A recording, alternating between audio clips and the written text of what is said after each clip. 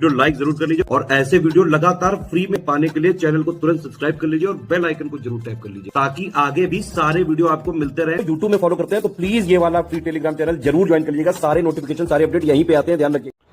तो दोस्तों, ज्योग्राफी के एक और लेक्चर में आपका स्वागत है। आज जो अपना नेक्स्ट लेक्चर शुरू होगा वो होगा ब्रह्मपुत्र नदी से। ठीक है, इससे पहले हम लोग सिंधु गंगा वगैरह देख लिए है। प्लेलिस्ट बनी है पूरी ज्योग्राफी की, उसको फॉलो करिए, पूरी ज्योग्राफी कवर हो जाएगी। इसके बाद एमसीक्यू से प्रैक्टिस करवा देंगे, टेस्ट लगा लेना, स्टडी फॉर सिविल सर्विसेज से टेस्ट सीरीज अपना देख लो, पूरी तैयारी हो जाएगी आपकी। ठीक है, चलो। तो ब्रह्मपुत्र जो है विश्व की सबसे बड़ी नदियों में से ये भी एक ही है। ये कहाँ से निकलती है ब्रह्मपुत्र भी है? तो ये निकलती है चेमा युंगडुंग ग्लेशियर जो है मानसरोवर लेक के पास, ठीक है, कैलाश माउंटेन रेंज में, वहाँ से। इसको सैंगपो भी बोलते हैं। क्या बोलते हैं? शैंगपो भी बोला जाता है इसको।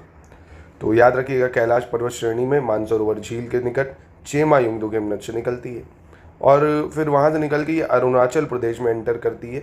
अरुणाचल प्रदेश में एक सादिया कस्बा है, उसके पश्चिम में ये नदी भारत में प्रवेश करती है अरुणाचल प्रदेश से। ब्रह्मपुत्र की सहायक नदियों की अगर बात कर लें तो जैसे जयमोली है, तीस्ता है, कामेंग है, सुबनसिरी है, धनसिरी है, दिहांग है, दिशांग है, संकोश है, लोहित है। ये सब इसकी सहायक नदियाँ हैं। कौन कौन सी? जयमोली, तीस्ता, कामेंग, सुबनसिरी, धनसिरी, दिहांग, दिशांग, संकोश, लोहित। और बांग्लादेश में ब्रह्मपुत्र को जमुना नदी कहते हैं, जमुना कहलाती है। और तीस्ता नदी जो है वो इसके दाहिने किनारे पर मिलती है ब्रह्मपुत्र के, और बाद में ये मिल जाती पद्मा में और बंगाल की खाड़ी में गिर जाती है ब्रह्मपुत्र नदी जाके। और फिर उसके बाद सुबनसिरी की बात करें, सुबनसिरी जिसका जो उद्गम है वो तिब्बत से होता है। सुबनसिरी कहाँ से निकलती है? तिब्बत से। और ब्रह्मपुत्र जो है वो धुबरी के पास, कहाँ? धुबरी के पास बांग्लादेश में प्रवेश करती है। ठीक है, तो ये भी पूछ सकता है ब्रह्मपुत्र बांग्लादेश में कहाँ से प्रवेश करती है? तो धुबरी से करती है। फिर बराक नदी की बात करें अगर, बराक नदी ये मणिपुर पहाड़ी से निकलती है, मिजोरम और असम से बहती हुई बांग्लादेश में प्रवेश करती है।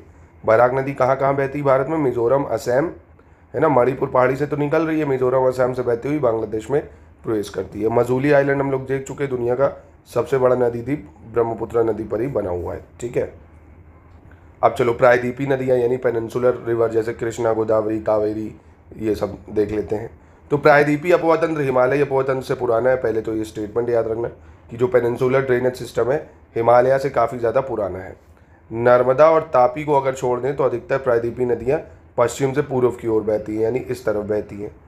और प्रायद्वीपीय नदियों की बहुत एग्जाम्पल है जैसे महानदी, गोदावरी, कृष्णा, कावेरी, ये सब। और प्रायद्वीपी नदियाँ यानी पेनिनसुलर रिवर की जो विशेषताएं हैं वो ये कि एक सुनिश्चित मार्ग पर चलती हैं, मतलब अपना कोर्स नहीं बदलती हैं। जैसे कोसी वगैरह नहीं बहुत फ्लड लाती, क्यों? क्योंकि अपना कोर्स बहुत बदलती है, रास्ता बहुत बदलती हैं। ये क्या है, एक निश्चित मार्ग में ही चलती हैं। विसर्प नहीं बनाती यानी मियंडर्स नहीं बनाती हैं ऐसे, क्योंकि ऐसे चल ही नहीं रही हैं, रास्ता ही नहीं बदल रही हैं, एक ही रास्ते पे चलती हैं। और बारहमासी नहीं होती हैं ये, क्यों? क्योंकि भाई पानी वानी जो है ग्लेशियर पे थोड़ी निर्भर कर रहा है जैसे हिमालय पे, पर यहाँ पे एक्सेप्शन है नर्मदा और तापी, है ना। ये भ्रंश घाटियों में बहने वाली नदियाँ हैं नर्मदा और तापी, ये बारहमासी कह सकते हो। अब नर्मदा और तापी ये दो भ्रंश घाटियों में बहती हैं। ठीक है, इसको याद रखिएगा। अब प्रायद्वीपी नदी तंत्र में सबसे पहले महानदी की बात कर लें अगर, तो महानदी जो है छत्तीसगढ़ के रायपुर जिले के सिहावा के निकलती है। ठीक, तो बस इतना याद रख लो, महानदी कहाँ से निकलती है? छत्तीसगढ़ के रायपुर जिले से, और छत्तीसगढ़ में बहेगी, उड़ीसा से बहती हुई अपना जल बे ऑफ बंगाल यानी बंगाल की खाड़ी में विसर्जित कर देती है। अब इसका जो ड्रेनेज बेसिन है वो कहाँ कहाँ फैला हुआ है? एमपी में, छत्तीसगढ़ में, उड़ीसा में, है ना। जो अपवाद द्रोणी है एमपी, उड़ीसा, छत्तीसगढ़ में फैला हुआ ड्रेनेज बेसिन। ठीक है, कहाँ कहाँ? एमपी, छत्तीसगढ़, उड़ीसा। फिर गोदावरी सबसे बड़ी प्रायद्वीपी नदी तंत्र है भैया, और इसे दक्षिण गंगा के नाम से भी गोदावरी को जानते हैं। महाराष्ट्र में नासिक जिले से निकलती है। कहाँ से निकलती है? नासिक जिले से, और बंगाल की खाड़ी में गिरती है ये। इसकी लंबाई 1465 किलोमीटर है।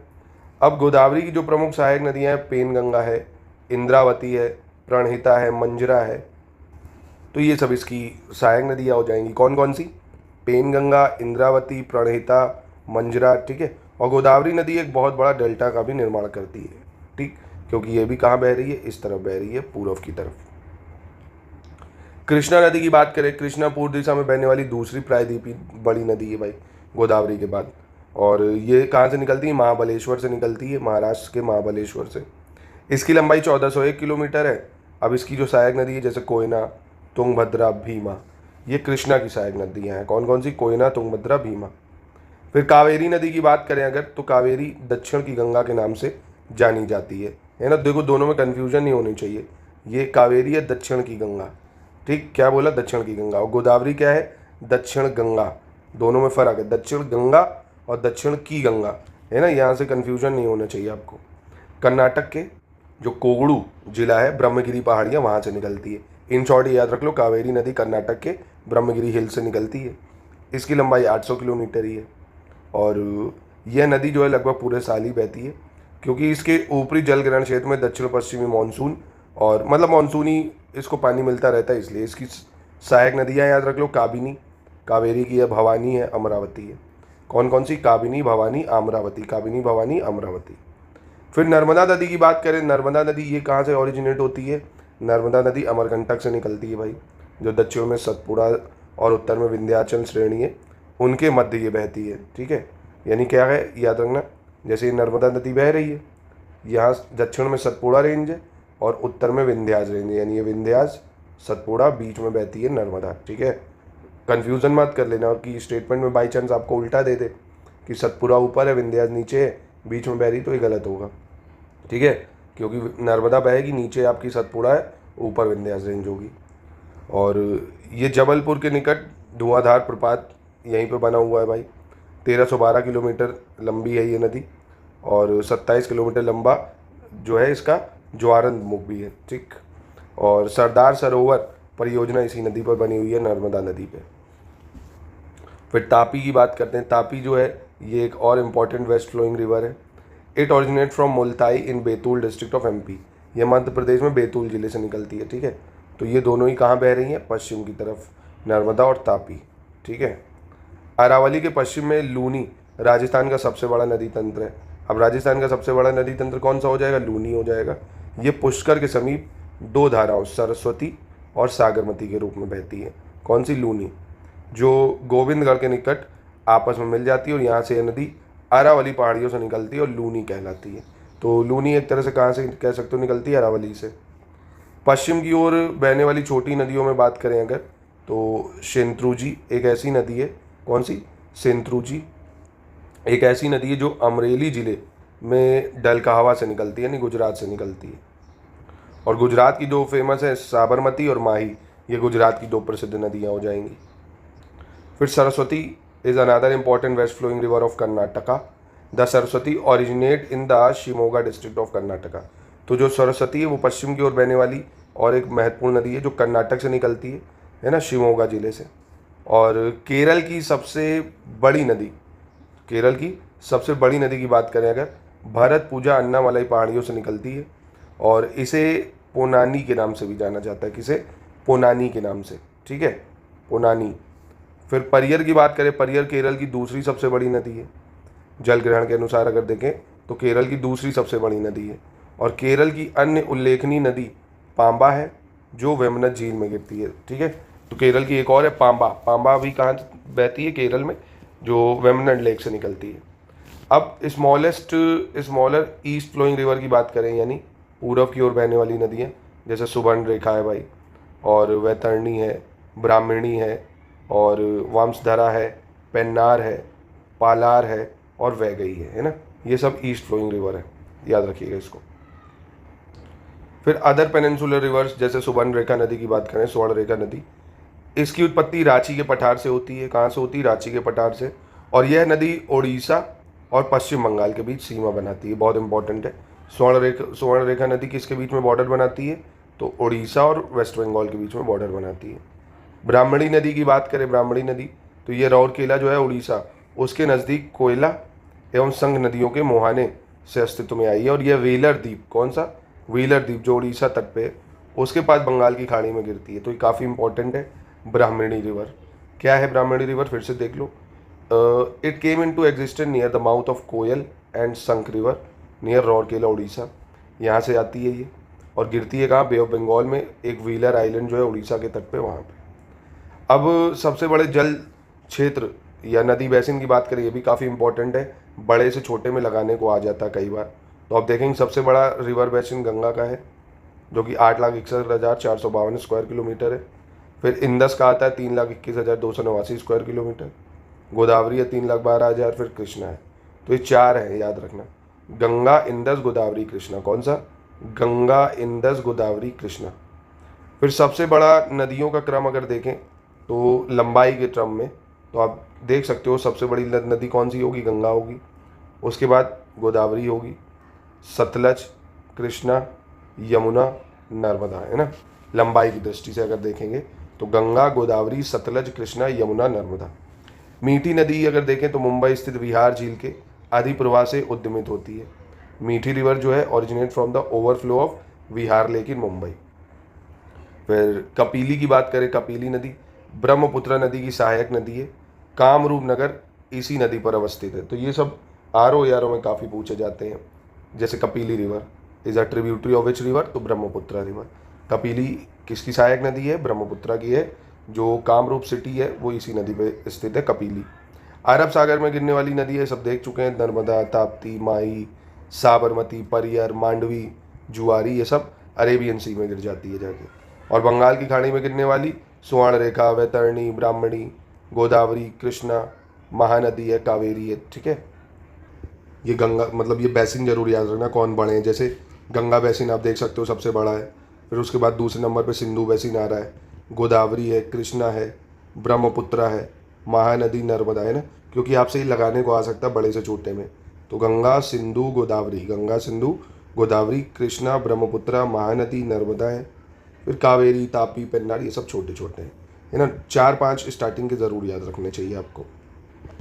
अब चलिए एक पूरा कंबाइन लिस्टिंग देख लेते हैं सारी नदियों का एक ही जगह पे। ठीक है, जैसे गंगा नदी तो गौमुख से निकलती है भाई, आपको पता है। और देवप्रयाग में जब अलकनंदा से मिलती है तब ये गंगा बनती है, नहीं तो भागीरथी अलकनंदा रहती है ना। अब गंगा की सहायक नदी अलकनंदा, भागीरथी, रामगंगा, यमुना है, गोमती, घाघरा, गंडक, कोसी हो जाती है। ठीक है, यमुना नदी भाई बंदरपुंछ से निकलती है, यमुनोत्री ग्लेशियर से। इलाहाबाद में ये गंगा नदी से मिलती है। यमुना की सहायक नदियाँ गिरी, चंबल, बेतवा, केन, टोंस हो जाती हैं।